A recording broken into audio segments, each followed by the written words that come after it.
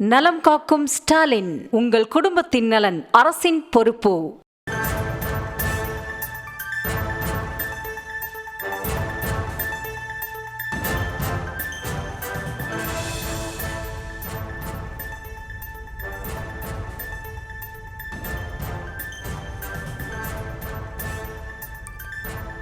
மற்றொரு அண்மை செய்தியை பார்த்து வருகிறோம். திருச்சி மாவட்டம் பொன்மலையில் அஞ்சலக பெண் ஊழியருக்கு பாலியல் தொந்தரவு கொடுத்த காவலர் கைது செய்யப்பட்டிருக்கிறார்.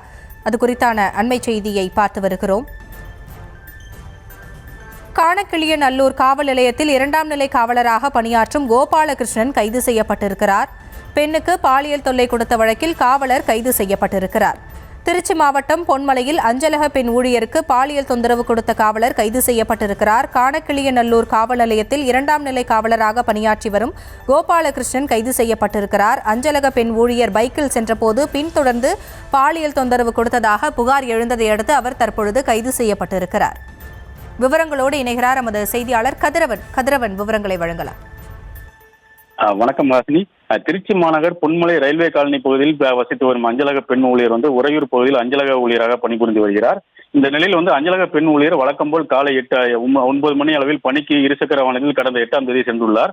அப்போது பின்னால் இருசக்கர வாகனத்தில் காவலர் உடையில் வந்த ஒருவர் அஞ்சலக பெண்ணை ஊழியர் இருசக்கர வாகனத்தை மறித்து பெண்ணிடம் பாலியல் சண்டையில் ஈடுபட்டுள்ளார்.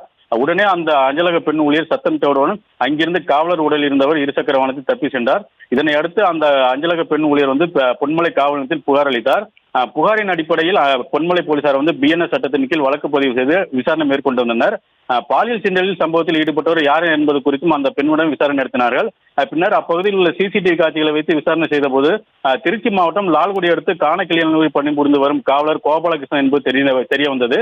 இதனை அடுத்து பஞ்சப்பூரில் வசித்து வரும் கோபாலகிருஷ்ணனை கைது செய்து விசாரணை செய்ததில் விசாரணையில் தான் பாலியல் சீண்டலில் ஈடுபட்டதை ஒப்புக்கொண்டுள்ளார். இதனையடுத்து கோபாலகிருஷ்ணனை கைது செய்து திருச்சி நீதிமன்றத்தில் ஆஜர்படுத்தி திருச்சி மத்திய சிறையில் அடைத்தனர். வேலியே பயிரை மீந்தது போல் பொதுமக்களுக்கு பாதுகாப்பாக இருக்க வேண்டிய காவலரே அஞ்சலக பெண் ஊழியரிடம் பாலியல் சீண்டலில் ஈடுபட்ட சம்பவம் பெரும் பரபரப்பை ஏற்படுத்தியுள்ளது. ஆசினி, விவரங்களுக்கு நன்றி கதிரவன். நலம் காக்கும் ஸ்டாலின், உங்கள் குடும்பத்தின் நலன் அரசின் பொறுப்பு.